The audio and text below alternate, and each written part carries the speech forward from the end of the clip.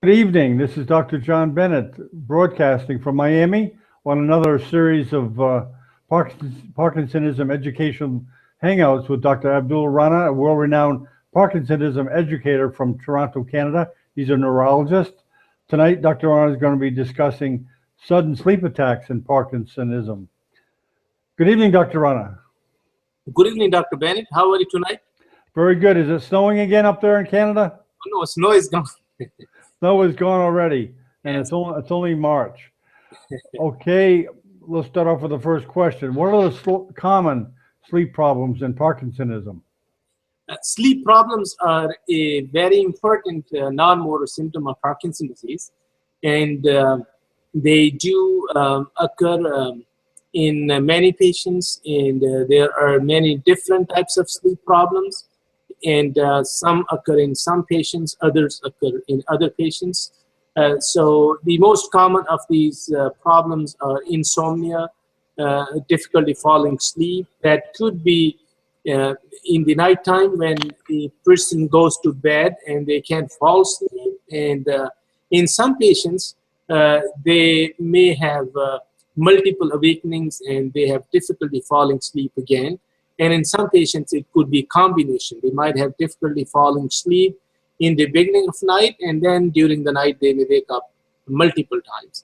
Another problem which could happen in these patients is excessive daytime sleepiness, which, of course, if your nighttime sleep is no good, so you will feel more sleepy in the day. But there have been reports of circadian rhythm abnormalities in Parkinson's disease patients, which may be responsible of some of the excessive daytime sleepiness. The REM behavioral disorders are also common, or also a reported symptom of a sleep disorder in these patients. And then sudden sleep attacks, which are rare, but they do occur in these patients, but they are usually associated with certain medications. Now, there are some other sleep issues which can occur on their own as a separate entity, or they could occur with probably a more higher frequency in patients with Parkinson's disease, such as restless legs syndrome, which can occur just in isolation, and it does occur with a higher frequency in patients with Parkinson's disease. And then restless legs syndrome is associated in about half of the patients with periodic limb movements of sleep. And then nightmares could happen in these patients, and sleep apnea is also a not very uncommon complaint in many patients. Of course, it's diagnosed after patients report snoring or their spouse reports that they snore. So patients may just report that they have non-refreshing sleep, and then they feel excessively sleepy in the daytime. The one of the study also reported an association in Parkinson's disease and narcolepsy. Narcolepsy is a condition of irresistible sleep attacks in which brain cannot regulate the sleep-wake cycles, and these patients, along with other symptoms, they can't control their sleep attacks in the day, and they fall asleep involuntarily, even during very important activities. And the study I was mentioning did report that there was a loss of orexin and hypocretin cells in brain in these patients who had this problem with Parkinson's disease. Okay, what causes sudden sleep attacks in these patients? Sudden sleep attacks are rare in Parkinson's disease patients, and they are associated with certain medications which are used for the treatment of Parkinson's disease in many patients. So these patients, they experience sudden irresistible attacks of sleep, which could occur during the important activities, such as driving, eating, or when they're engaged in conversation or watching TV or operating machines. So these sudden sleep attacks are usually reported with dopamine agonist medications, pramipexole and ropinirole. These are two main medications which have been reported to be associated with the sudden sleep attacks. Now, these medications are known to cause more somnolence in the day, sleepy feeling, but the sudden sleep attacks are a phenomenon in which patients just can't resist and they suddenly go to sleep in the important activities. And if this happens in driving or operating machines, that could be an important risk to the safety of that person. These patients are treated on these medications for symptoms of Parkinson's disease, and usually these medications are used in a relatively younger age group, so they could be used alone or they could be used in combination with other medications. So these patients who are on dopamine agonists, as I said, they are usually relatively younger, and they have relatively milder symptoms of Parkinson's disease, a milder motor dysfunction, and usually these are used in early stages of Parkinson's disease just as a monotherapy, but in late stages of Parkinson's disease, these drugs could be used in combination with levodopa as an adjunctive treatment, and they are very important medications. Sometimes they provide a very good relief to the symptoms of patients, and they could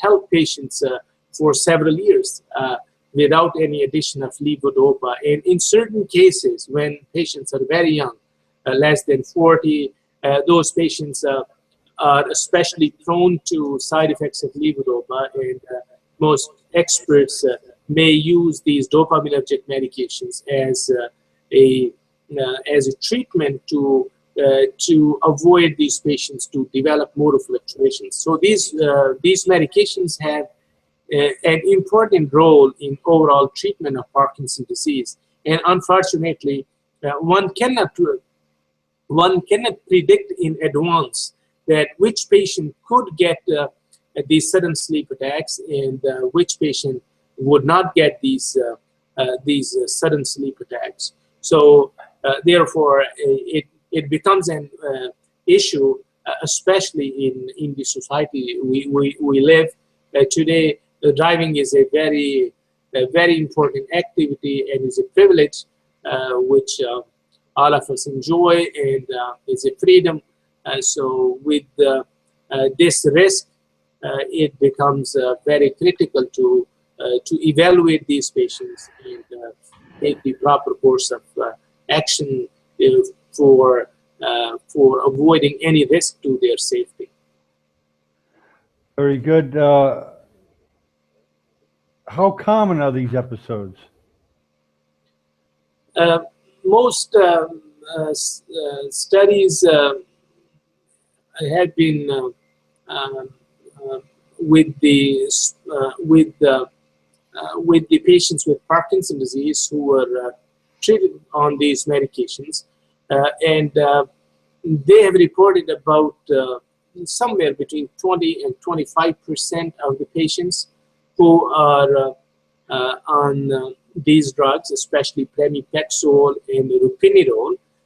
Now, the existence of sudden sleep attacks itself has been a bit controversial in the field of sleep medicine, because there is a gradual transition from wakefulness to sleep in normal individuals, but in patients who have underlying narcolepsy, they could go to sudden sleep and they can't resist their sleep attacks. So, so these reports which have assessed these patients with Parkinson's disease, they suggest somewhere between 1 in 5 people could have a risk. So one of the study assessed a large patient population. About 900 people were assessed in this study, and the physicians asked these questions to the patients, and about 20% of the patients in one particular study reported that they had at least one sudden sleep attack in last 6 months. After you adjust these problems for age and gender and duration of disease, so the patients are about 3 times more likely to report uncontrollable sudden sleep attacks as compared to those who are taking other types of medications. And if you look at a patient population on levodopa, then probably these patients are twice as more of a risk to have these attacks, those who take the pramipexole or ropinirole as compared to levodopa. So it becomes important to screen these patients, therefore, because this is something which is very unexpected and cannot be predicted. Can something be done about these? First step is taking a detailed history, screening these patients on if patients are on dopamine agonist medications. So in every follow-up visit, when a physician is assessing, they should go over this problem or any other sleep-related problem, and the patients who report somewhat somnolence, they may be asked to fill the Epworth sleeping scale to have an idea how much somnolence they experience, and then patients should be clearly asked about the sudden sleep attacks, and not only patients, their caregiver or their family members should also be asked, and patients should be directly questioned whether these episodes have happened during important activities such as driving and operating machines, and educating these patients about the side effects and talking to them, having a very frank discussion about the risk of safety of themselves as well as safety of other people on the road. So especially when these drugs are initiated, so the risk may be higher, or when the dose of these medications is increased, at that time the risk may be higher as compared to the other timings. And also those people who have otherwise feel more sleepy, they don't have sudden sleep attacks, but they report more somnolence, they could probably be at a higher risk. And then under any underlying conditions such as sleep apnea or narcolepsy or excessive daytime sleepiness, they should be ruled out by history, physical examination, and if there are any investigations needed, that could be done. The stopping medications usually, in some reports, have suggested that once these medications were discontinued, these patients did not have any further episodes. But lowering the dose of medication, I'm not sure if that could completely take away these episodes, or they still remain a risk. Very good.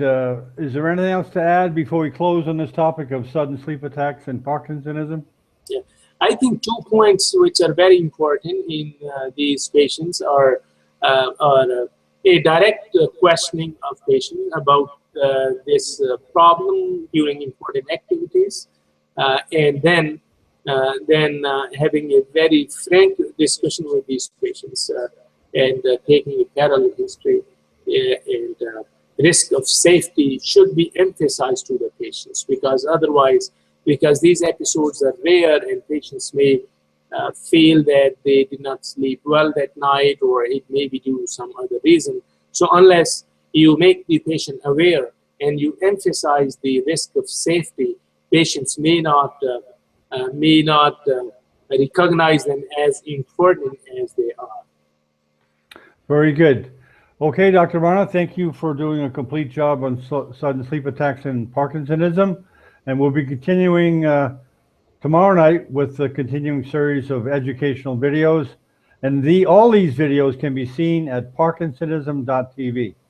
Thank you, Dr. Rana, and good night. Thank you, Dr. Bennett. Good night.